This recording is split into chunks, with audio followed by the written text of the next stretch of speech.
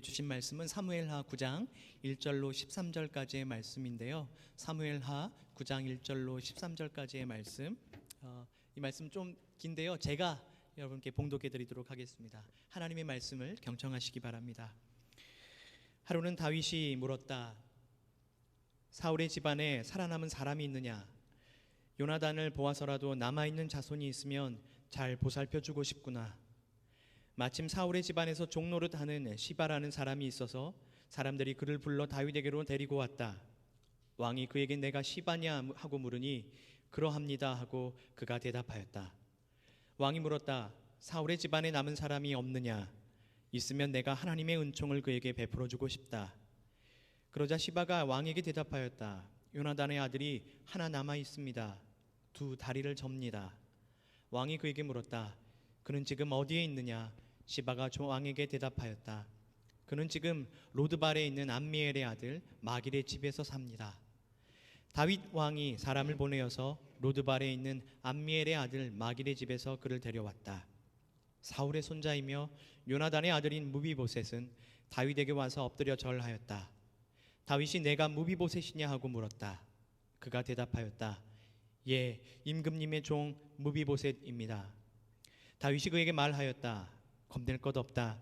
내가 너의 아버지 요나단을 생각해서 내게 은총을 베풀어 주고 싶다. 너의 할아버지 사울 임금께서 가지고 계시던 토지를 너에게 모두 돌려주겠다. 그리고 너는 언제나 나의 식탁에서 함께 먹도록 하여라. 무비보셋이 엎드려 아뢰었다. 이 종이 무엇이기에 죽은 개나 다름없는 저를 임금님께서 이렇게 돌보아 주십니까? 다윗 왕은 사울의 종 시바를 불러서 일렀다. 다윗과 그의 온 집안이 가졌던 모든 것을 내가 이제 너의 상전의 손자인 무비보셋에게 주었다. 그러니 너는 너의 아들들과 종들과 함께 모두 그 땅을 갈고 거두어서 나의 상전의 집안이 먹을 양식을 되도록 하여라. 그러나 너의 상전의 손자인 무비보셋은 언제나 나의 식탁에서 음식을 먹을 것이다. 시바에게는 아들 15과 종 20명이 있었다. 시바가 왕에게 대답하였다. 높으신 임금님께서 이 종에게 명령하신 그대로 이 종이 모든 것을 하겠습니다. 그리하여 무비보셋은 왕자들과 다름없이 언제나 다윗 왕의 식탁에서 음식을 먹었다. 무비보셋에게는 미가라는 어린 아들이 하나 있었다. 시바의 집에 사는 사람들은 모두 무비보셋의 종이 되었다. 무비보셋은 언제나 왕의 식탁에서 먹었으며 예루살렘에서만 살았다. 그는 두 다리를 다 절었다. 아멘. 이것은 우리 주님의 말씀입니다.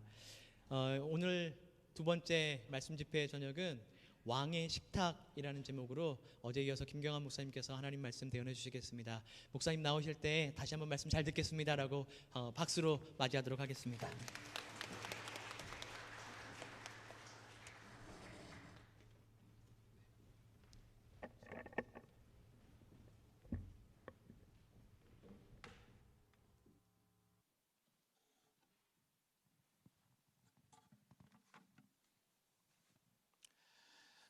네, 어제는 두려움의 집에서 은혜의 집으로 들어가는 그 문고리에 대해서 좀 이야기를 했습니다. 어떻게 우리가 은혜의 집으로 들어갈 수 있겠느냐?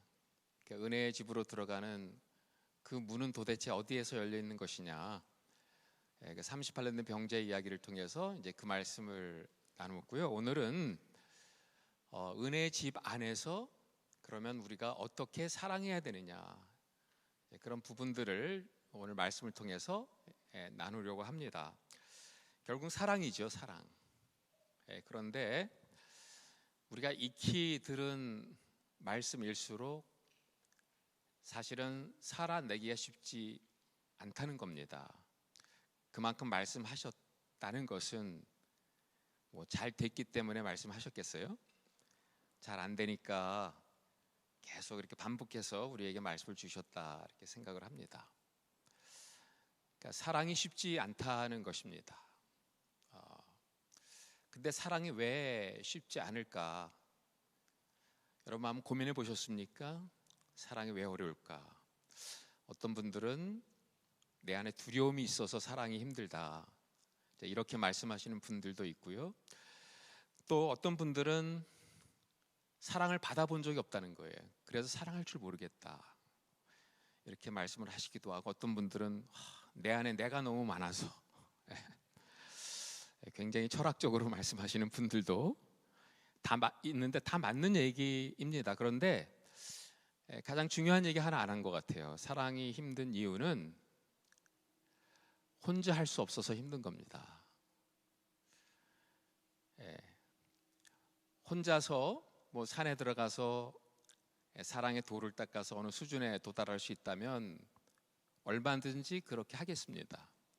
마치 우리 자녀들이 열심히 공부해서 뭐 SAT 시험 보고 아주 좋은 대학에 이렇게 합격하듯이 내가 사랑의 돌을 닦아서 어느 수준에 도달할 수 있다면 얼마든지 해낼 수 있습니다. 그러나 사랑은 그렇게 이루어지지 않는다는 거예요. 사랑에는 반드시 대상이라는 게 있습니다. 대상. 그런데 그 대상이 때로는 말도 안 되는 대상인 거예요. 사랑하고 싶지 않고 사랑할 수 없는 그런 대상을 붙여준다는 겁니다. 그런데 그런 대상을 우리가 사랑하려고 시도조차 하지 않는다면 하나님께서 우리에게 그 관계 속에서 가르쳐 주시고자 하는 그런 사랑의 가르침을 받을 수 없다 생각해요. 이렇게 우리가 공동체로 모인 이유는 사랑의 훈련의 장이라고 생각합니다. 아까 마주 보셨잖아요. 마주본 그분에게는 이름이 있습니다. 이름 석자. 그 이름 석자는 내가 사랑해야 될 대상입니다. 북한 사랑 할 수 있습니다. 북한에 들어가기 전까지 저는 북한 사랑 잘한다고 생각을 했어요. 회교권 사랑, 아프리카 사랑 기도하면서 얼마든지 하잖아요. 그런데 저는 북한 사랑 얘기하면 한 사람이 생각이 나요. 한 사람. 이름을 가진 그 누구, 내가 그분을 사랑할 수 있느냐, 얘기가 달라지는 겁니다. 결국 사랑의 대상이고 그 대상은 이름을 가진 그 누구라고 하는 거죠. 제가 동부 워싱턴에 있는 빌립보 교회에서 청년 수련회를 인도했습니다. 청년 사역 감각을 다 잃어버렸는데 거기 담임 목사가 제 후배예요. 자기 좀 살려달라고 와서 좀 해달라고. 정말 감각도 없는 사람이 가서 이제 청년부 부흥 집회를 하는데 힘들었습니다. 제가 청년들 앞에서 이렇게 질문했습니다. 원수를 사랑하십니까? 그랬더니 그 분위기가 썰렁한 거예요. 마치 어떤 반응이냐 하면, 야, 저 목사님은 어떻게 저렇게 비현실적인 이야기를 자신만만하게 하시냐, 그런 반응을 제가 느꼈습니다. 예배가 끝났습니다. 아니나 다를까 어떤 청년이 저에게 오더니, 목사님 원수를 사랑하라고 말씀하셨는데 원수를 사랑하라는 얘기가 도대체 어디에 있습니까? 성경에서 본 적이 없다는 거예요. 제가 너무 놀래가지고 성경 말씀을 펼쳐주었죠. 그 청년의 반응이 어땠는지 아십니까? 목사님, 이런 게 성경에 있네요, 이러는 거예요. 이런 비현실적인 얘기가 성경에 있단 말입니까? 그래서 왜 저는 이 말씀이 성경에 있다는 사실을 몰랐죠? 제가 뭐라고 얘기했을까요? 왜냐, 한 번도 그 원수를 이름 석자와 연결시켜 본 적이 없기 때문에. 원수 그러면 저 북한 땅의 어떤 어두운 영역이라고 생각을 하고요. 저 회교권 지역에 알카에라가 장악하고 있는 그 지역이라고 생각을 하고, 그런 식으로 추상적으로 원수를 생각했던 그 청년은 원수 속에 담겨 있는 그 누군가를 찾아내지 못한 거예요. 그러다 보니까 고민할 필요가 없어요. 여러분, 고민하지 않으면 그 말씀 지나치게 됩니다. 성경에 없는 것 같아요. 그랬더니 목사님 말씀이 맞네요. 그러고 가더라고요. 자, 그런데 놀라운 것은 이겁니다. 제가 그리고 나서 얼마 지나지 않아서 70세 이상 어른들이 모이는 제자 훈련 모임에 강사로 갔어요. 그 제자 훈련에 참석하려면 적어도 70이 돼야 돼요. 그러니까 여기 해당하는 분들이 몇 분 안 계시는 것 같습니다. 제가 그분들에게 똑같은 메시지를 던졌어요. 원수를 사랑하세요. 그랬더니 이 반응이 놀랍습니다. 다 고개를 푹 숙이세요. 깊은 한숨을 내모시면서 막 고민하기 시작합니다. 왜 그랬을까요? 원수가 한 명쯤 있다는 거예요. 어디에? 집에 한 명쯤 있다는 거예요. 인생을 오래 살고 보니까 원수가 멀리 있지 않아요. 이름 석자입니다. 그것을 알기 때문에 그때부터 우리는 기도하는 거예요. 하나님, 나에게는 사랑할 수 있는 힘이 없습니다. 주님이 나에게 능력을 주셔서 우리 아내, 우리 남편, 우리 며느리 사랑할 수 있게 해달라고 기도합니다. 여러분, 이것만큼 중요한 기도가 없어요. 저의 평생의 기도 제목은 우리 아내 사랑할 수 있게 해주세요. 우리 딸 사랑할 수 있게 해주세요. 거기서부터 시작이 되더라고요. 한 사람을 사랑한다는 거. 제일 내가 영어 예배에서 말씀을 전하겠지만, 그래서 예수님께서 love one another, love one another. 그 one another 속에는 Peter, John, Philip, Thomas 이런 제자들의 이름이 있는 거예요. 이름이 담겨 있다는 겁니다. 여러분, 이스라엘 왕국의 역사를 보면 바로 그 한 사람에 대한 사랑으로부터 시작됐다는 것을 볼 수가 있어요. 이스라엘 역사를 보면 대부분 정말 악순환이에요. 폭력의 악순환. 피의 역사가 계속 이게 반복되는데 가끔 가다가 한 번씩 은혜의 흔적들을 주십니다.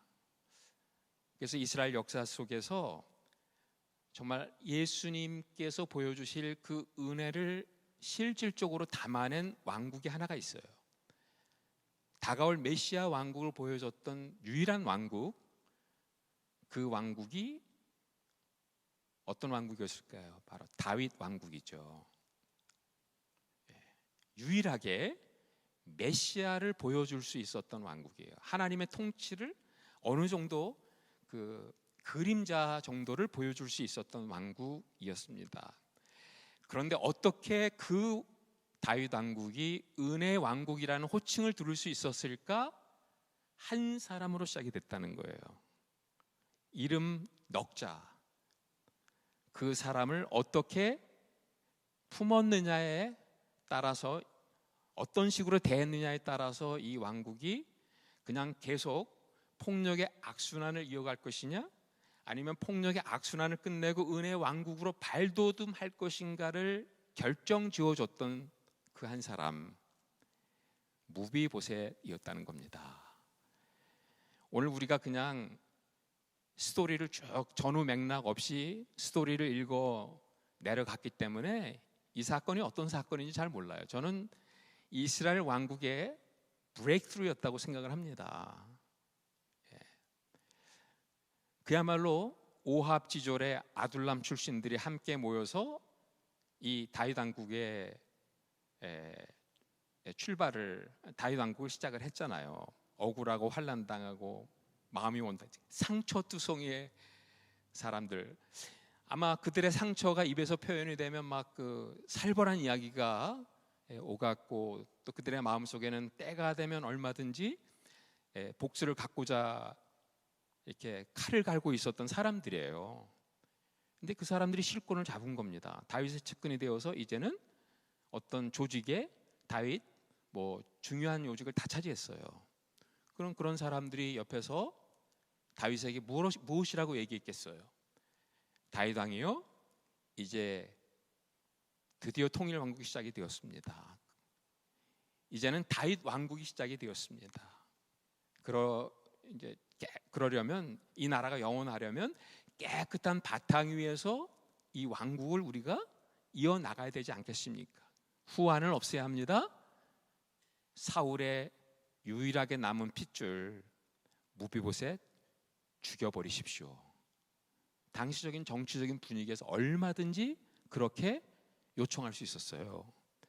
패왕의 남은 유일한 핏줄 숙청대상 1호입니다. 다 죽이라고 말하는 무비보셋을 다윗이 어떻게 대했느냐는 거예요. 그를 왕궁에 불러들여요. 사울의 밭을 다 그에게 도로 줍니다. 그리고 무엇보다도 다윗 왕이 식탁 앞에 앉히고요, 그와 맞상을 받다는 거예요. 그래서 왕의 식탁입니다. 여러분, 이 사건 하나 때문에 이 다윗 왕국은 폭력 집단으로 전락하지 않았어요. 은혜 왕국으로 발돋움하게 됐습니다. 교회가 처음 시작할 때 다 은혜로 시작하지 않습니까? 그런데 어느 순간에 어떤 결정 하나 잘 못 내려서 은혜 공동체가 은혜를 잃어버리고, 뭐 이런 실질적인 폭력은 안 하지만 막 언어 폭력이 자행되는 그런 교회로 전락할 수가 있어요. 제가 옛날에 동양 선교교회라는 공동체 행정 목사를 했는데 정말 좋은 교회였거든요. 근데 어느 순간인가 그런 은혜를 잃어버리면서 참 교회에서 되어지는 많은 일들이 은혜와는 거리가 먼 그런 일들이 자행되는 걸 보았습니다. 그래서 자, 우리도 이런 은혜 왕국을 좀 경험하고 싶은데 이게 어떻게 가능하냐? 구체적으로 우리가 어떤 부분에 있어서 좀 오늘의 말씀의 원리들을 살아내야 그런 은혜 왕국의 모습을 우리 유지해 나갈 수 있을까? 이제 그 부분을 오늘 말씀을 통해서 좀 보려고 합니다. 세 가지 이야기를 하려고 하는데요. 첫 번째는 관계 속에서 한 사람이 다른 사람을 보는 관점이 정말 중요합니다.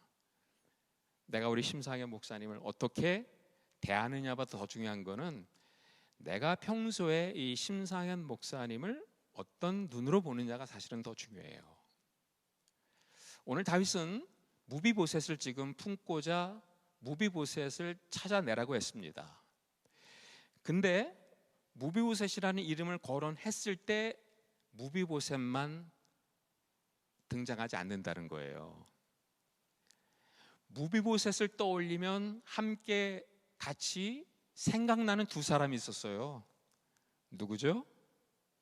무비보셋의 할아버지 사울, 무비보셋의 아버지 요나단, 두 사람이 함께 떠올라요.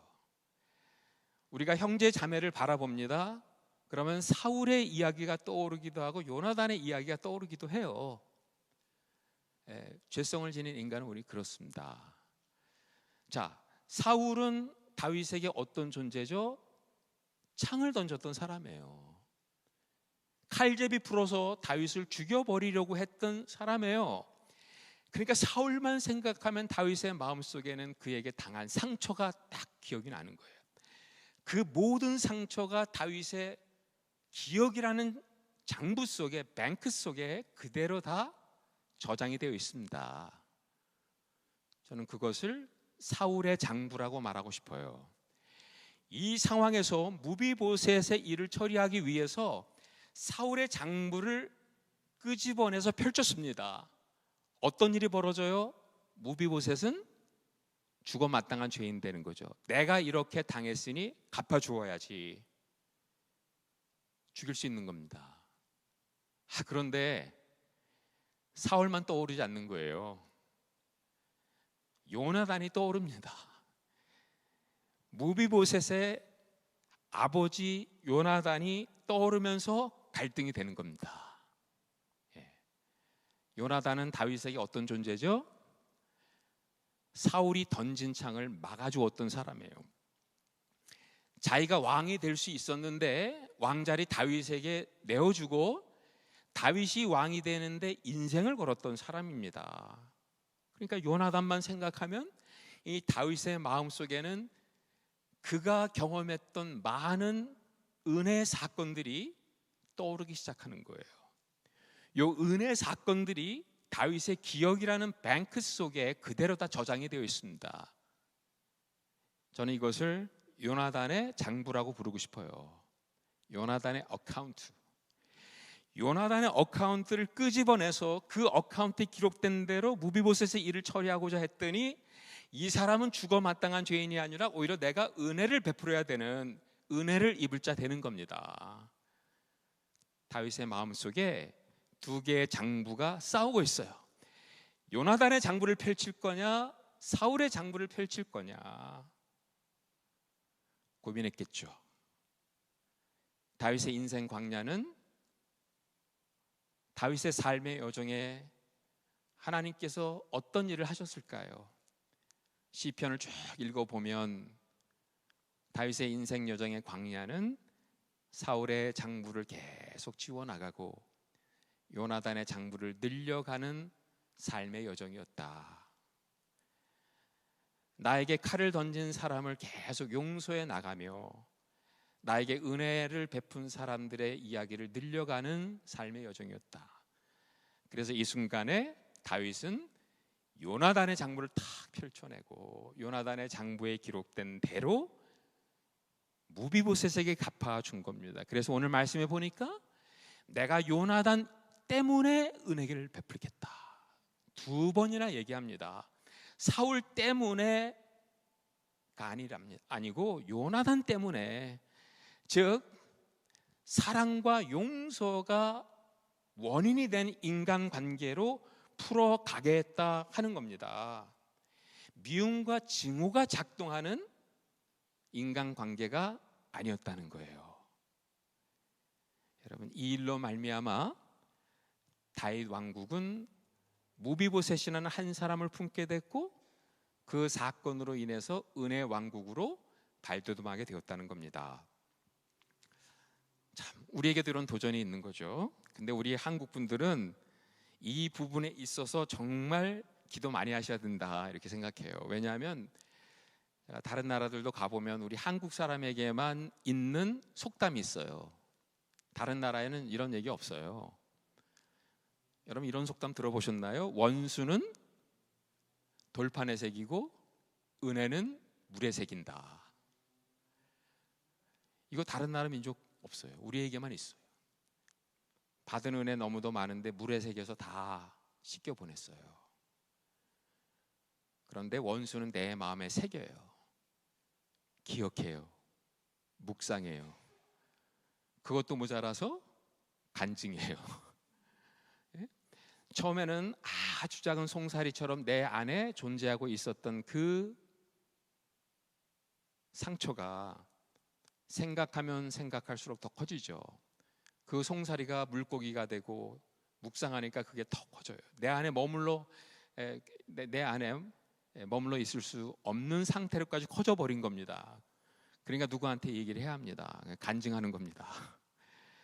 그 순간에 이게 탁 튀쳐나와서 나를 잡아먹고 내가 원치 않는 곳으로 나를 데리고 갑니다. 저는 요나서를 이렇게 이해합니다. 네, 사울의 장부에 묶인 삶이 되는 거예요. 미움과 증오에 끌려가는 삶을 사는 거예요. 여러분, 저도 목회를 하면서 이런 악순환에 시달리는 공동체, 악순환에 시달리는 성도들을 가끔 봤습니다. 여러분, 이 악순환을 끊어버려야 돼요. 멈춰야 합니다. 어떻게 할 수 있을까요? 억지로 참으면 됩니까? 막 이를 악물고 참아요. 참아서 해결될 문제가 아닙니다. 예? 너무 힘드니까 나중에는 막 혈속까지 쓰면서 용서하리라. 근데 용서가 안 되는 겁니다. 너무 힘드니까 옆에 사람들한테 막 얘기하죠. 그런데 이런 얘기는 이게 사람들한테 얘기하면 나도 망가지고 그 사람도 망가집니다. 우리 아내가 꽤 신앙이 좋은 편인데 오늘 제가 깜짝 놀란 게 이 교회에 우리 선교 목사님이 우리 아내의 텔버 신학교 선배님이시더라고요. 신학교까지 나오고 성격 좋다는 얘기 많이 들은 우리 자매지만 그 사람도 제가 이런 얘기하면 힘들어 하더라고요. 여러분, 어떻게 해결할 수 있을까요? 십자가 앞에 나아가셔야 돼요. 십자가 앞에 이 문제를 가지고 전모를 펼쳐 놓으셔야 합니다. 여러분, 예수님보다 더 억울하신 분 계세요? 예수님보다 더 많이 당하신 분 계세요? 예수님보다 더 깊은 상처 입은 분 계세요? 아무도 없어요. 그래서 내 상처를 이해하시고 내 수치를 이해하시고 나의 아픔을 이해하십니다. 그분 앞에 전무를 쏟아내고 가장 솔직하게 기도해야 되는 거예요. 여러분, 십자가 앞에서까지 꾸미면 안 돼요. 저는 그런 면에서 시편 기도를 좋아합니다. 70%가 탄식이잖아요. 다윗이 힘들면 힘들다고 얘기했어요. 아프면 아프다고 얘기했습니다. 용서가 안 되면 용서가 안 된다고 솔직하게 다 털어놓는 과정 속에서 시시때때로 하나님이 주신 음성을 듣죠. 다 했냐? 그래, 그러면 이제 나와 함께 십자가에 죽고 나와 함께 다시 살아나자. 사울의 장부에는 죽어지고 요나단의 장부에는 살아나는, 미움과 증오에는 죽어지는 삶, 사랑과 용서에 살아나는 삶을 살아나는 거예요. 그래서 우리는 이 관계 속에서 십자가와 부활을 늘 경험해 가면서 살아가는 그런 여정을 경험하게 되는 거죠. 네, 프랙티스 하셔야 돼요. 새벽 제단에서 그렇게 형이상학적인 기도만 하지 마시고 구체적인 이런 기도, 주님은 여러분들의 전모를 원하십니다. 그 전모를 펼쳐놓기를 원하시고 솔직해지기를 원하시고 있는 그대로 아뢰기를 원하십니다. 얼마든지 그 모든 아픔, 사연, 고통 감당할 수 있는 예수님, 그분께서 해결해 주실 줄 믿어요. 제가 뭐 이런 얘기 할 수 있는 자격이 있는지 모르겠어요. 저도 다른 한국 남자들처럼 상처가 있어요. 우리 한국 남자들이 어떤 상처가 있습니까? 권위자에 대한 상처들이 다 있습니다. 아버지로부터 받은 상처, 또 교회 목사님으로부터 받은 상처, 또 직장에서 상사로부터 받은, 이게 권위자로부터 받은 상처로 인해서 절대적 권위자이신 하나님에 대한 왜곡된 이미지를 갖고 계신 분들이 적지 않습니다. 저도 그런 부분이 있었어요. 우리 아버지 너무도 좋으신 분이세요. 우리 아버지를 이해하기까지 꽤 오랜 시간이 걸렸는데, 제가 북한에 들어가서 사실은 좀 붙들려서 조사를 받은 적이 있는데, 첫 번째 질문이 직업이 뭐냐, 목사라 그랬어요. 그랬더니 아버지 이름이 뭐냐, 제 아버지 이름을 댔더니 데이터가 있더라고요. 반동분자 집안의 아드님이시네요, 이러더라고요. 저희 아버지가 지주의 아들이었거든요.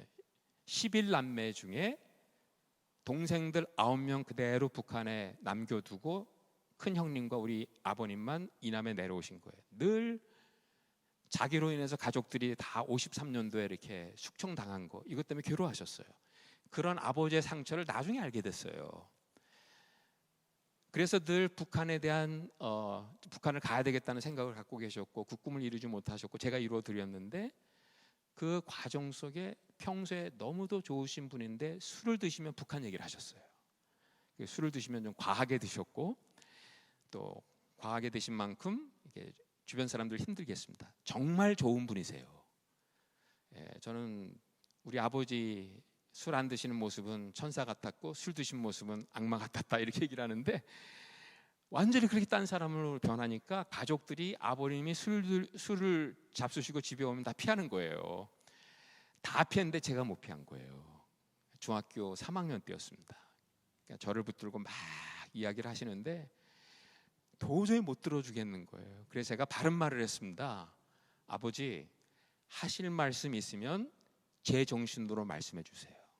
그럼 제가 듣겠습니다. 그때 아버지가 뚜껑이 열리셨어요. 평소에 매를 들어보셨던 분들이 지혜롭게 잘 때리죠. 정확하게 궁뎅이 딱 겨냥해서 때리는데, 매를 들어보신 분이 아니다 보니까 또 술이 취한 상태였으니까 몽둥이를 들고 치셨는데 허리를 치셨어요. 그래서 제가 그대로 쓰러졌고 그 다음날 학교를 못 갔습니다. 제가 유일하게 결석한 날이 그날이에요. 침대에서 무슨 생각을 했을까요? 나는 저런 아버지의 모습이 싫어. 나는 절대로 아버지처럼 안 될 거야. 아버지께서 약주를 드시는 모습만 보면 자동적으로 터져 나옵니다. 나는 저런 아버지의 모습이 싫어. 나는 저렇게 안 살 거야. 그게 뼛속까지 각인이 된 거예요. 여러분, 뼛속까지 습관이 각인이 되면 그거 못 바꿉니다. 결혼을 했습니다. 집에 갔다가 또 아버님이 술 드신 모습을 보고 집에 돌아가면 우리 아내한테 이야기를 하는 거예요. 여보, 나는 저런 아버지의 모습이 싫어. 나는 절대로 아빠처럼 안 될 거야. 그렇게 제가 10년을 얘기했는데 우리 와이프가 정말 독한 여자입니다. 자매님들 남편 바꾸고 싶으면 한번 이렇게 해보세요. 10년 동안 아무 대답을 안 해요. 10년을 참다가 처음으로 반응을 보였습니다. 뭐라고 얘기했는지 아세요? 당신 10년 동안 이런 얘기 했는데 아버지처럼 안 되겠다고 늘 이야기했는데 내가 오늘 당신 보니까 아버지랑 똑같아. 깜짝 놀랐어요. 왜 그랬을까요? 되지 말아야 될 대상 아버지를 묵상했거든요. 오늘 여기 앉아 계신 여러분들의 얼굴에는요, 그동안 여러분들이 무엇을 묵상하고 오셨는지가 다 써 있어요. 예수님 묵상하면 예수님처럼 되는 겁니다. 유다를 묵상하면 유다처럼 되는 겁니다.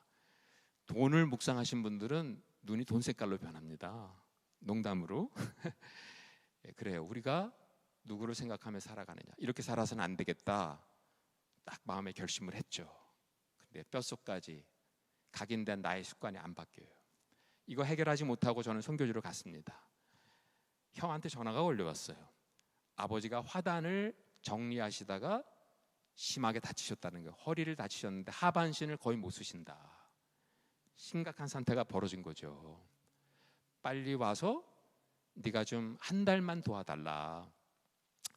지금 그렇게 다치신 상태에서 뭐 우울증도 좀 오는 것 같고 또 끊으셨던 술에도 손을 대시는 것 같고 식구들이 너무 힘들어한다. 그래서 왔죠.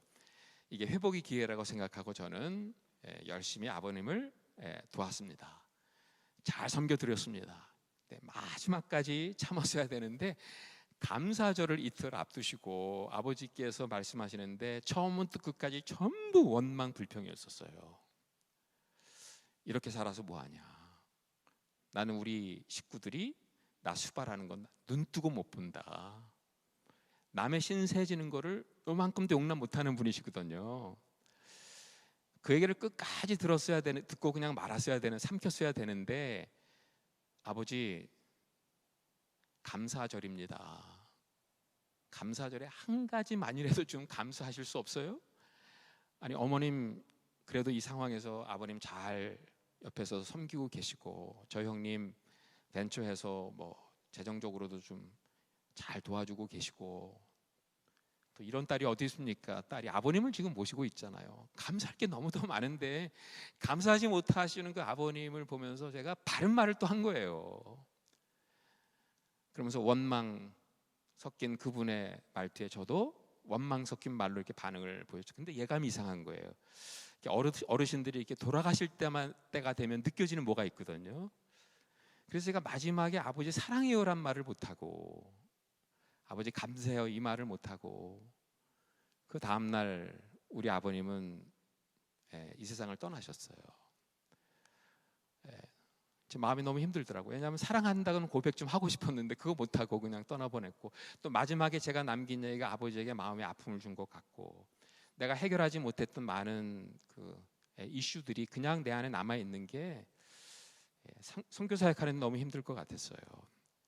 제가 장례 예배를 잘 마치고 이제 선교지에 돌아가서 그걸 대면해야 되는 시간들이 있었는데 참 쉽지 않았습니다. 날마다 이렇게 십자가 앞에 가서 하나님 용서해 주세요. 제가 아버지 제대로 사랑하지 못했고 또 아버지의 마음을 읽어내지 못했고 그 아버지의 그 아픔을 내가 이렇게 끌어안지 못했던 그런 모든 것들을 용서해 달라고 그러면서 십자가 못 박혀 돌아가신 예수님을 바라보면서 그렇게 계속 기도를 하는데 어느 날 그런 모습을 제가 이렇게 이미지 속에서 볼 수 있었습니다. 저의 생각이겠죠. 십자가 예수님이 계시는데 그날따라 아주 험한 십자가만 딱 보이는 거예요. 그리고 예수님이 거기 안 계시는 것 같아요. 허공에다가 이야기를 한 것 같아요. 그래서 제가 그랬습니다. 십자가에 못 박혀 돌아가신 예수님을 통해 용서를 받아야 한 날을 살겠는데 십자가 예수님이 안 계시네요. 그럼 난 누구로부터 용서를 받아야 할까요? 십자가 못 박혀 돌아가신 예수님 다시 한번 저를 용서하시고 품어주시고 그래서 이 마음 회복되게 해주세요라고 기도를 하는데, 제가 고린도 전후서를 읽고 있었거든요. 고린도 전후서의 말씀이 생각이 나는 거예요. 네가 십자가 위에 못 박힌 나를 찾느냐? 나는 십자가에 더 이상 없다. 십자가에 죽었지만 3일 만에 부활했다. 이제는 너 십자가에서 나를 찾지 말고 십자가에 나와 함께 못 박힌 너를 찾아라. 너희 그 아픈 상처를 여기다 못 박고, 아버지를 그렇게 보내드린 아쉬운 마음 여기다 못 박고, 아버지와 나누지 못했던 그 많은 이야기들, 그 이야기들을 여기다 못 박아라. 저는 그 말씀을 묵상하면서 제가 못 받고 싶은 내용들을 막 열 몇 가지를 적어가지고요, 기도하면서 하나씩 하나씩 마치 제 아픔, 제 마음의 상처를 메모지에다 적어서 앞정으로 십자가에 꽂는 것처럼 하나씩 꽂으면서 제가 기도를 했죠. 그때 주님이 저를 일으켜 주시는 것 같았어요. 그리고 뒤를 돌아보면서 저는 깜짝 놀랐어요. 저는 평생 아버지를 사울이라고 생각을 했고 나는 다윗이라고 착각했던 거예요. 아버지는 가해자고 나는 피해자. 때문에 나는 아버지로부터 용서해달라는 이야기를 듣기 전에 나는 아버지를 품을 수 없다, 이렇게 생각을 했던 것 같아요. 근데 그날 곰곰이 생각해 보니까 아버지는 사울이 아니에요. 누구였을까요? 두 다리를 다 저는 영적 장애인 무비보셋이었어요. 북한의 가족들 다 두고 이남에 내려오셔서 우리 식구들 먹여 살리겠다고 가진 고생 다 하시고 벽돌 공장을 하셨는데 이게 부도가 나서 망하고, 그래서 영어도 못 하시는 분이 미국에 와서 26년 동안 총섭으로 일하시다가 총섭으로 은퇴하신 우리 아버지, 그분은 힘들게 사셨어요. 영적 장애인 무비보셋이었어요. 그런데 나 또한 똑같은 영적 장애인 무비보셋이었다는 거예요. 무비보셋과 무비보셋이 함께 만나야 되는데 나는 무비보셋을 보면서 사울의 장부만 잔뜩 키워왔던 겁니다. 그날 저는 사울의 장부를 드디어 내려놓았습니다. 그리고 깜짝 놀랐어요. 아버지가 정말 나를 사랑하셨구나. 숨겨져 있었던 요나단의 장부가 딱 펼쳐지는 거예요. 처음에 이민 와서 아버님을 돕겠다고 같이 청소를 했거든요.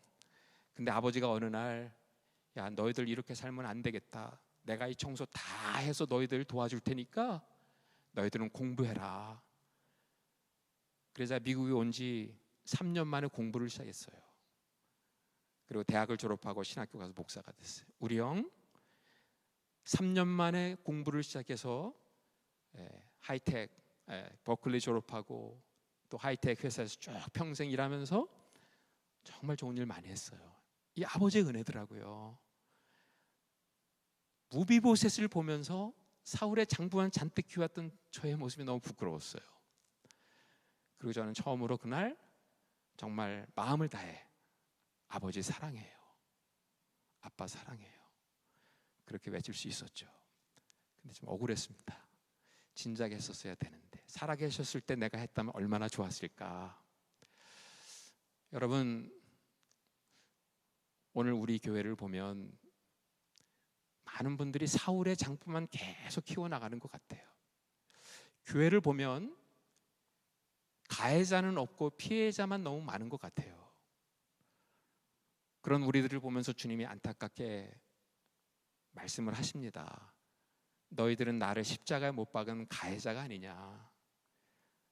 가해자와 가해자들이 함께 만나서 공동체를 이룰 때 거기에 새 계명이 드러나게 될 것이다. 이렇게 말씀해 주십니다. 제가 모 교회 가서 선교 강의를 했어요. 한국의 유명한 교회인데 그 교회가 한참 분쟁의 소용돌이 속에 이렇게 휩싸이고 있었어요. 선교부 집회 강의를 갔는데 선교부가 둘로 나눴어요. 남편과 아내가 이쪽은 누구 편, 또 저쪽은 누구 편. 교회 문제 때문에 한 가정이 이혼하게 생겼더라고요. 양쪽 그룹의 선교 간사들을 제가 너무 잘 알기 때문에 양쪽 그룹을 다 만났어요. 놀라운 사실을 발견했어요. 아무도 가해자가 없어요. 전부 피해자예요. 그리고 그 자기가 피해자라고 하는 이 확신을 굳히기 위해서 하는 영적 행위들이 있어요. 모여서 기도하더라고요. 기도하다 보면 나는 하나님 편에 있고 저쪽은 사단의 편에 있다는 거예요. 그러면서 이분들은 자기는 하나님 편이고 저쪽은 사단 편이라면서 절대로 한 테이블에서 식사를 안 하고 뭐 왕의 식탁에 서로 만나고 이런 거 안 합니다. 근데 반대편을 가봤더니 여러분 똑같이 기도하고 있어요. 똑같이. 그러면서 나는 하나님 편이고 저쪽은 아니라는 거예요. 왜? 나는 기도하고 있기 때문에. 근데 양쪽 그룹이 부르는 찬송이 똑같더라고요. 마귀들과 싸울지라 죄악범한 형제요. 제가 그분들 앞에서 얘기했습니다. 누가 가해자고 누가 피해자입니까? 우리는 다 이미 예수님을 못 박은 가해자 아닙니까?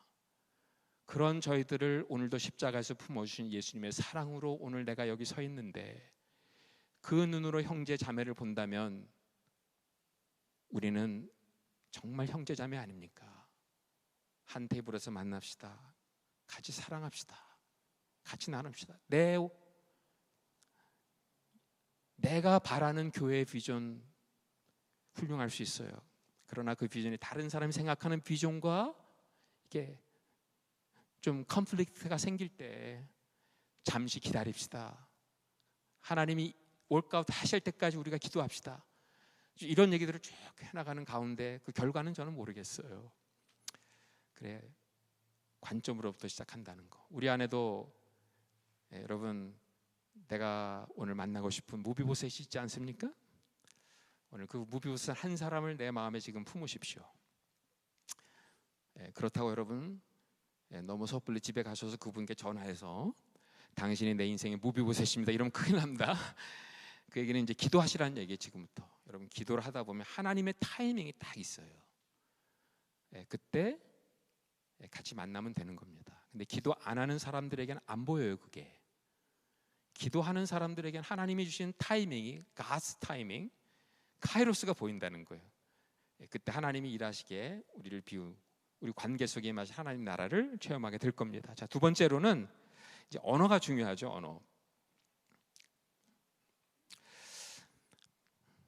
우리가 상대방을 그런 은혜의 프레임을 가지고 올바른 관점으로 바라보았다면 사울의 장부가 아닌 요나단의 장부로 그를 바라보았다면 그 다음에는 그에 합당한 우리의 언어 생활이 중요합니다. 이 언어가 여러분 우리 영적인 생활에 정말 중요합니다.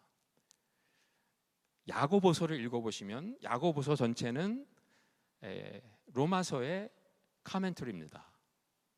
그러니까 복음을 믿은 자들이 어떻게 살아가야 되느냐, 그 복음의 삶의 내용을 담은 책이에요. 그런데 그 책의 내용들을 원어로 다 보면 언어에 관한 얘기가 50%예요. 그럼 누가 성숙한 거냐?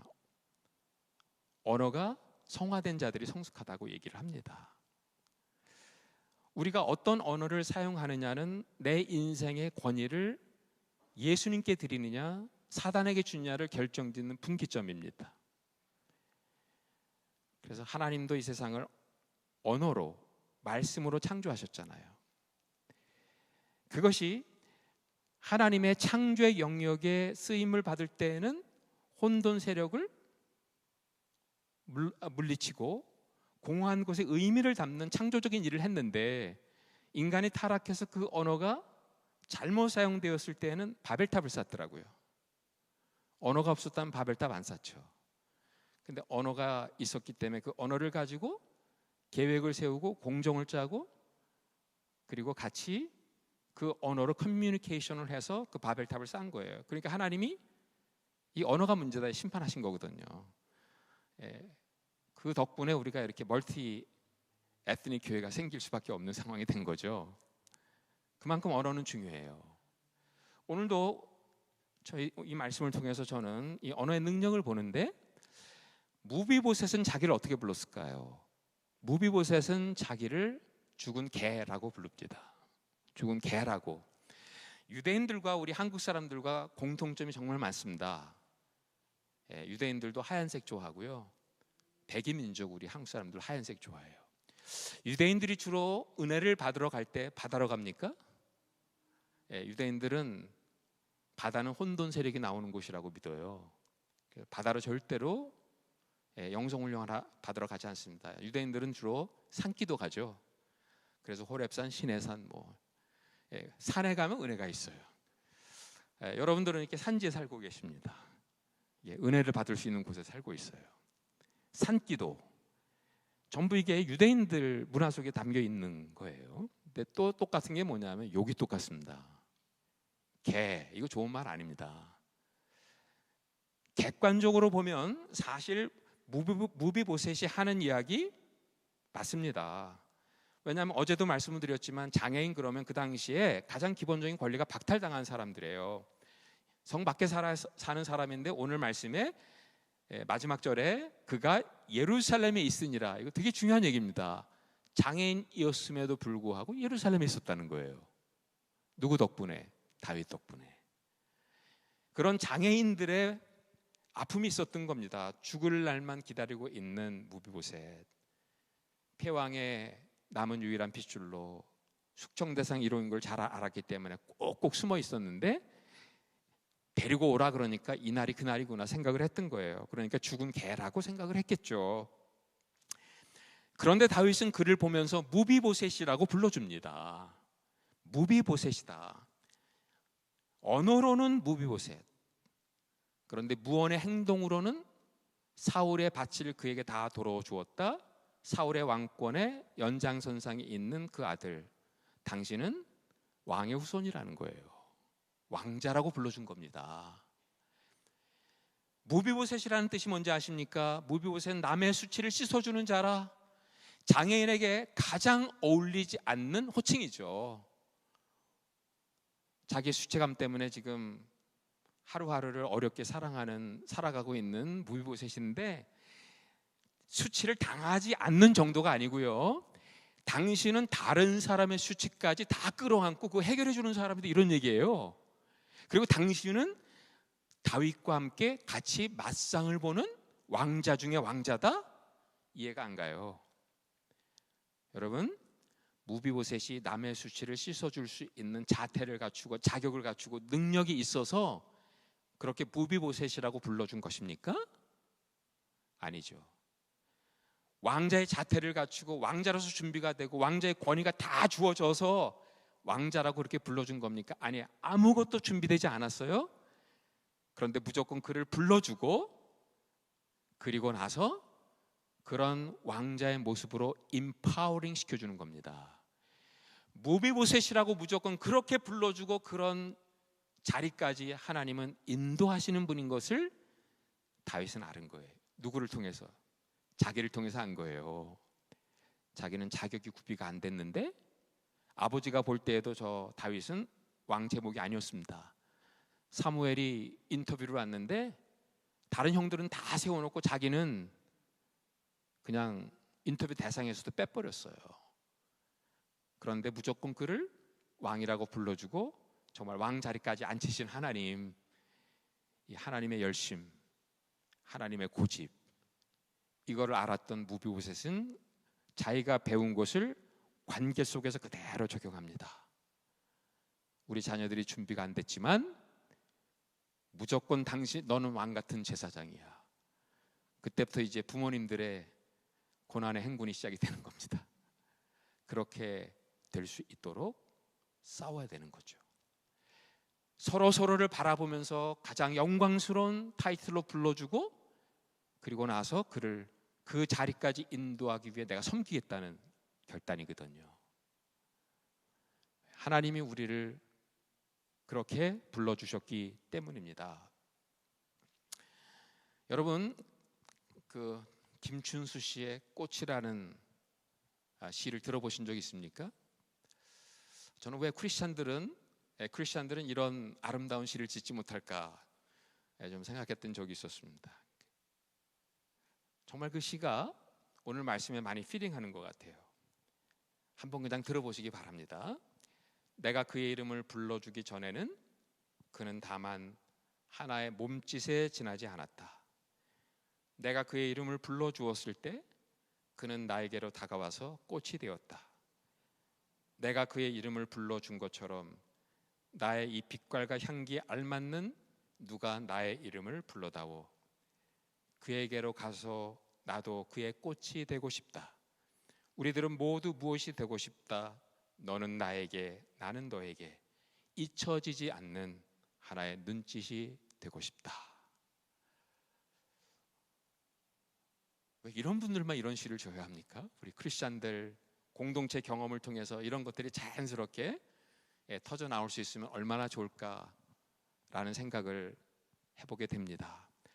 그렇습니다. 우리들은 이러한 언어로 서로 주고받는, 마주보는 공동체입니다. 다른 동물과 다르게 우리 인간들만이 지닌 하나님의 형상의 모습이 있습니다. 거울을 볼 수 있는 능력이죠. 여러분들 개를 키우십니까? 개를 거울 앞에 세워보십시오. 거울 속에 담겨 있는 자기를 보면서 어떻게 해요? 막 지저댑니다. 왜 지저댈까요? 거울 속에 있는 자기의 모습이 다른 강아지라고 생각을 하는 겁니다. 그런데 우리는 서로를 보면서, 부부 관계 속에 서로 마주 보면서 당신의 모습 속에 나를 보고 나의 모습 속에 당신을 찾아내는 거예요.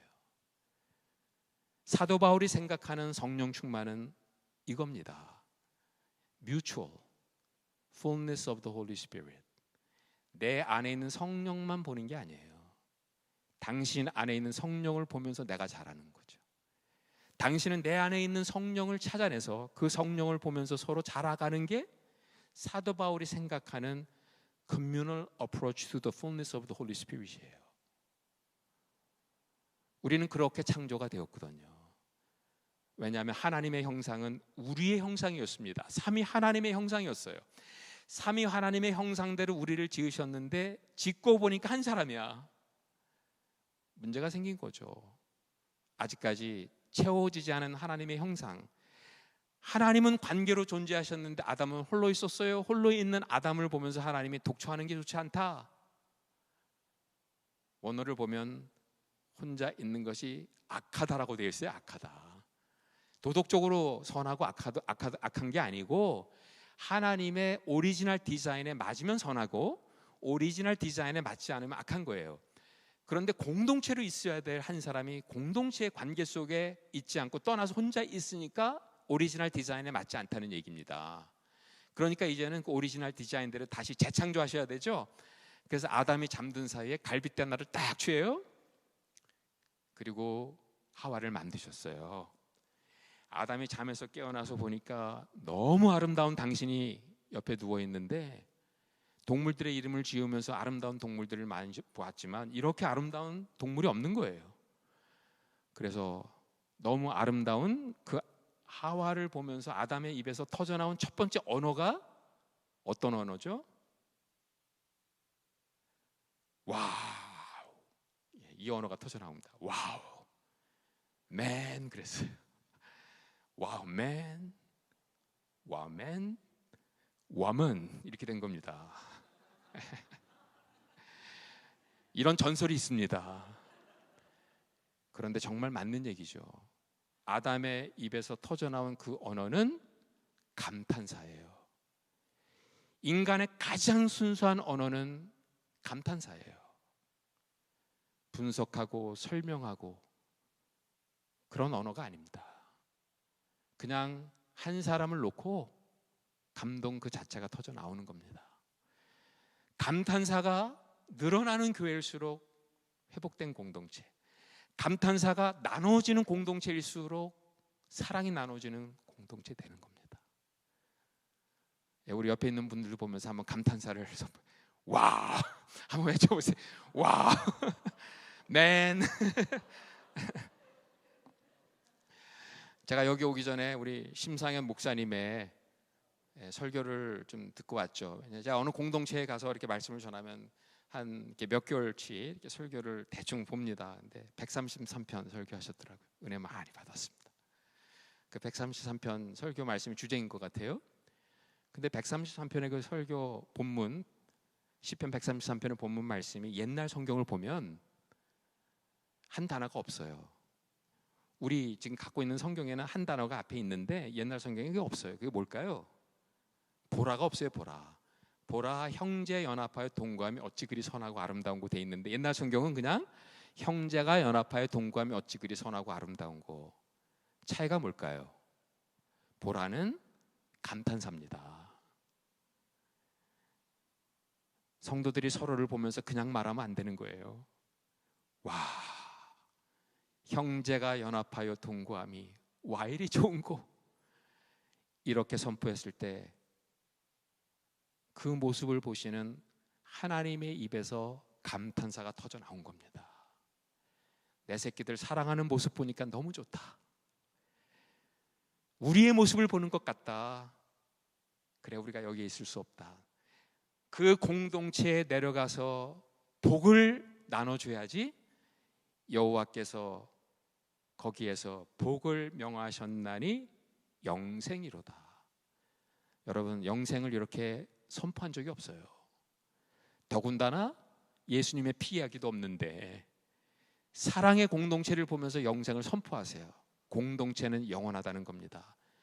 그래서 제가 생각하는 천국은 one heck of community, 너와 나를 가르는 빗장이 다 제거된 하나의 완전한 공동체, 그 공동체를 여기서 미리 보라고 이 공동체 허락해 주신 거예요. 그것을 일구어 나가는 데 있어서 우리의 언어를 계속 하나님의 십자가 앞에서 바꿔나가라고 이 공동체에 훈련의 장을 주는 줄 믿습니다. 제가 목회할 때 저는 언어를 너무 중요하게 생각해서 훈련들을 가끔 예배의 자리에서 성경 공부 자리에서 많이 했어요. 그래서 부부끼리 앉혔습니다. 서로 마주보라고 얘기를 했습니다. 근데 여러분, 한 사람과 한 사람이 눈을 마주보는 게 쉽지 않습니다. 아까 목사님께서 눈을 마주보라고 했잖아요. 제가 제 뒤에 눈이 달려있지 않아서 못 봤어요. 근데 모르긴 몰라도 마주보는 분들 많지 않았을 겁니다. 부부들이 함께 살면서 마주보는 시간이 2시간이 안 된대요. 이상한 눈 말고요. 정말 연민의 정을 담아서 사랑을 담아서 이렇게 바라보는 시간이 많지 않답니다. 마주 보라고 했더니 너무너무 어색해 하십니다. 이거 뭐 못할 짓 한 것처럼 서로를 그렇게 바라보는데, 그러니까 막 30분 40분 30초 40초 바라보는 분들이 없어요. 바라보다가 고개를 돌리기도 하고 킥킥 웃기도 하고. 근데 어떤 형제님이 마주 보더니 당신 눈이 쌍꺼풀이었네 이러시는 거예요. 쌍꺼풀인 거를 쌍꺼풀 좀 수술을 받으셨나 봐요. 근데 그걸 못 본 것 같아요. 농담을 하셨던 얘기겠죠. 제가 그래서 그분들에게 그러면 당신이 마주보는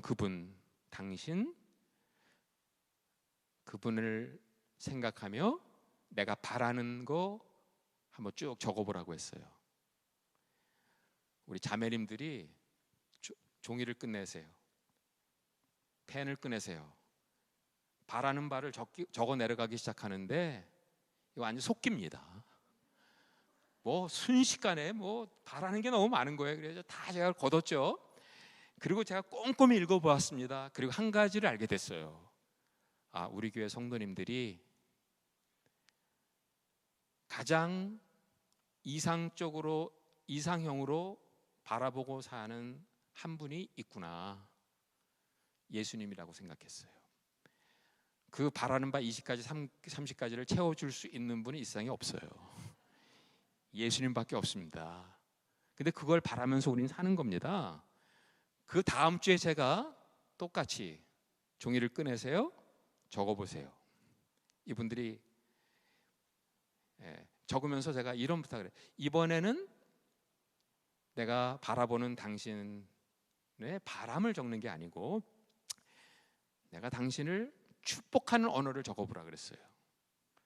당신을 내가 이렇게 축복합니다, 이렇게 축복합니다 해서 적어보라고 했는데 제가 그 분위기를 보면서 너무 놀랐습니다. 지난주에 속기로 그렇게 급하게 적으셨던 분들이 하나 적고는 깊은 묵상으로 들어가세요. 또 하나 적고 또 깊이 생각하시고. 그래서 제가 그날 성도들 앞에서 얘기했죠. 바라는 언어는 너무도 많이 발달했는데 축복하는 언어는 이렇게 우리가 부족합니다. 우리 서로를 축복하는 언어로 좀 나아가자고. 제가 먼저 실천했죠. 새벽에 나오면은 한 성도 한 성도를 막 축복해 나가는데 어떤 성도들은 쉽게 축복이 나오는데 어떤 성도님들은 그 축복이 안 나올 때가 있어요. 그러면 그 앞에서 무릎을 꿇고 계속 주님의 관점으로 이렇게 기도를 하다 보면 축복의 언어를 주십니다. 제가 성도님들 이렇게 예배당을 떠나서 집으로 가는 길에 악수를 하고 이렇게 세상으로 이렇게 보내드리잖아요. 그때 저는 그 언어로 이렇게 속으로 축복을 했죠. 그러다 보니까 뭐 10명, 20명, 30명, 100명, 200명, 300명, 500명까지 이렇게 축복이 되더라고요. 훈련 받으면 됩니다. 열심히 자기 자신을 훈련해서 정말 감탄사가 늘어나고 또 서로를 축복하는 언어가 늘어나는 그런 공동체가 될 수 있기를 바랍니다. 이렇게 마지막 결론이 이겁니다. 그리고 나서 결국은 왕의 식탁으로 우리가 영접해야 되는 겁니다. 다윗과 무비보셋이 식탁을 나누었다는 건 대단한 거예요. 유대인들은 절대로 아무와 식사하지 않아요. 유대인들이 생각하는 식탁은요, 연합의 의미를 띠고 있습니다. 식사를 나눈 두 사람은 둘이 아니라 하나다라는 거예요. 마치 영적인 제단 같습니다. 그래서 유대인들은 이방인들과 식탁을 공유하지 않습니다. 유대인들은 이방인들을 지옥의 땔감이라고 생각을 하거든요. 절대로 공유하지 않아요. 다윗이 오늘 장애우요 패왕의 유일한 핏줄이었던 무비보셋과 식탁을 나눴다는 것은 내가 요나단에게 신세 졌으니까 갚아주자, 식사 한번 대접하자, 이 수준이 아니었다는 것입니다. 그와 하나가 되겠다는 거예요.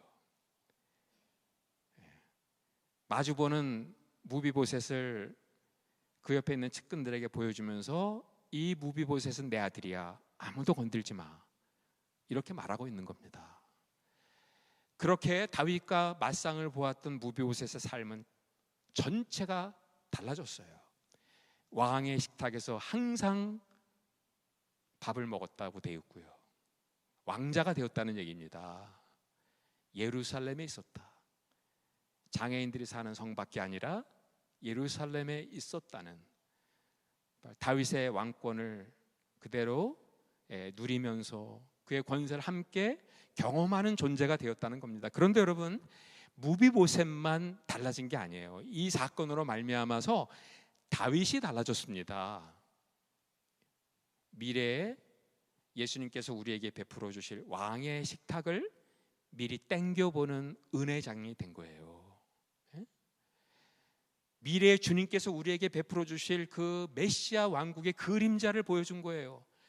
그래서 무비보셋과 함께 맞상을 보는 이 사건으로 말미암아 다윗 왕국은 더 커진 겁니다. 더 은혜스러워진 것이고 더 많은 것을 품는 그야말로 깊은 사랑의 왕국으로 변하게 되었던 겁니다. 그렇습니다. 우리가 누구를 사랑한다는 거, 그래서 그 누구를 섬긴다는 거, 그게 내가 그분만을 섬긴다고 생각하면 일 못하죠. 선교지에서 우리가 그분들을 계속 섬겨 나가는데 나는 주기만 하고 받는 게 없다, 도저히 못해요. 북한은 선교하시는 분들, 내가 그분들에게 계속 베풀기만 한다고 생각하면 아무도 북한 선교 못합니다. 그런데 그렇게 하는 가운데 우리 북한 분들을 통해서 우리에게 거꾸로 흘러보내는 은혜가 있어요. 제가 존경하는 헨리 너웬 신부님이 마지막에 데이브레이크라고 하는 장애인 공동체에서 아담이라는 한 장애인을 섬기며 사셨어요. 평소에 영성이 깊으시고 또 글을 잘 쓰시고 책을 쓰면 많은 사람들에게 감동을 주는 이제 그런 분이다 보니까 기자가 와서 이렇게 얘기했습니다. 신부님은 대학생들을 가르치고 신학생들을 가르치고 또 좋은 책들 이렇게 쓰시면 더 많은 사람들에게 영향력을 줄 수 있는데 이거 웨이스트 아닙니까? 그때 이분이 했던 얘기입니다. 형제님, 내가 하루에 2시간, 3시간씩 여기 있는 아담이라는 형제를 섬긴다고 생각하십니까? 아닙니다. 나는 이분을 섬기면서 거꾸로 이분을 통해 섬김을 받습니다. 내가 이분에게 은혜를 베풀어 주는 것 같지만 나는 거꾸로 아담이라는 이 장애인을 통해서 예수님의 은혜를 날마다 체험하고 있습니다. 저는 이것이 다윗이 경험하고 있었던 거꾸로 흐르는 은혜였다고 생각합니다. 어제 제가 우리 가정 얘기를 하면서 앞부분 트래저디 부분을 너무 많이 얘기해서 그 뒤에 부분 얘기를 안 했지만 사실은 제가 아내를 20년 계속 돌보기만 했다면 제가 어떻게 살았겠어요. 근데 저는 가끔 놀라운 경험을 했어요. 여러분들이 처음 저를 보았을 때 제가 막 아픈 사람이랑 함께 살아서 찌들고 막 얼굴이 막 죽을 상이 되고 그런 모습으로 비춰졌습니까? 그렇지 않죠. 인상 괜찮지 않아요. 그런 뭐 부부 와이프가 아픈 와이프랑 20년 산 사람 같지 않다는 얘기 제가 많이 듣습니다. 여러분들이 모르는 비밀이 있어요. 아픈 아내랑 살면서 제가 수지 맞은 사람 되었습니다. 저는 literally 아픈 아내를 통해서 거꾸로 흐르는 은혜를 체험했어요. 놀라운 은혜였어요. 하나님의 은혜가 위로부터 밑으로만 흘러간다고 생각했어요. 그랬더니 사각지대가 너무 많더라고요. 목사님들이 여기서 말씀을 전하면서 계속 은혜만 베푼다고 생각하면 안 돼요. 제가 여기서 말씀을 전하면서 나만 은혜를 베푸느냐? 아니에요. 여러분들의 반응을 통해서 여러분들의 표정과 몸짓과 눈짓을 통해서 저에게 거꾸로 흘러보내는 은혜가 있기 때문에 제가 여기에서 오늘도 힘을 받아 말씀을 전하는 겁니다. 거꾸로 흐르는 은혜. 그렇기 때문에 우리의 인생의 관계 속에는 은혜가 아닌 것이 하나도 없는 거예요. 전부 은혜가 되는 그 공동체로 향하여 가고 있는 여정 속에 우리가 있다고 믿습니다. 우리의 관점을 주님께 바꿔달라고 기도하십시오. 우리의 언어를 성화시켜달라고 기도하십시오. 그리고 무엇보다도 우리 옆에 있는 무비보셋을 우리가 왕의 식탁까지 초청함으로 내가 그에게 은혜를 베풀 뿐만 아니라 그를 통해 내가 은혜를 받는 그야말로 mutual loving relationship. 한 사람이 그냥 한쪽으로만 흘러보내는 은혜가 아니라 오히려 주고받는 은혜가 풍성해져서 이 자리에 예수 그리스도의 사랑의 공동체가 아름답게 이루어질 수 있는 축복이 있기를 바랍니다. 기도하겠습니다. 주님 감사합니다. 두 다리를 다 저는 영적 장애우인 무비보셋 같은 저희들을 초청해 주셔서 예수님의 왕의 식탁에서 예수님의 피와 살을 경험하게 하신 것을 감사합니다. 주님이 우리에게 나눠주신 피와 살로 인해서 우리가 주님과 연합했습니다. 이제는 옆에 있는 형제 자매는 나와 예수님의 피와 살을 나눈 형제 자매가 되었습니다. 아직까지 아담의 실존이 우리 안에 남아 있어서 죄성 때문에 서로 힘들어하고 상처를 주기도 하지만 그래도 우리 안에 계신 예수님을 바라보면서 끝까지 인내하며 서로를 품으며 살아가는 관계 속에서 예수님께서 우리에게 허락해 주시는 전면적인 은혜, 위로부터 밑으로 흐르는 은혜, 밑에서 위로 올라가는 은혜, 서로에게 나눠지는 은혜, 그래서 은혜가 아닌 것이 하나도 없는 우리의 삶의 현장으로 만들어가는 우리 모두가 되게 하여 주옵소서. 예수님의 이름으로 기도했사옵나이다. 아멘. 이 시간 함께 또 찬양하며 하나님 앞에 주신 말씀으로 같이 기도하며 나아가.